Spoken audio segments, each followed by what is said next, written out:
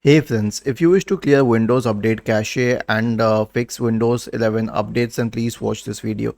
Now, clearing Windows Update cache is a different thing, but here's my suggestion. I have a script for you. I'll share it in the description section of the video. Or what we can do in this case is that we can straight away reset all entire Windows Update components. This will be a great idea.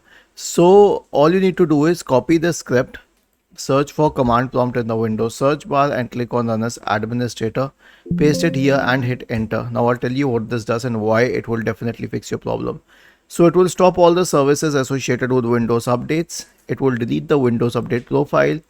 It will delete the contents of the software distribution and catroot 2 folders. It will re-register all the DLLs, and then it will reset WinSock, and then it will restart all the services associated with Windows updates. Was this helpful? If yes, then please subscribe to the channel. If not, then let us know in the comment section of the video on how we could help you further. Thank you for watching this video and have a nice day.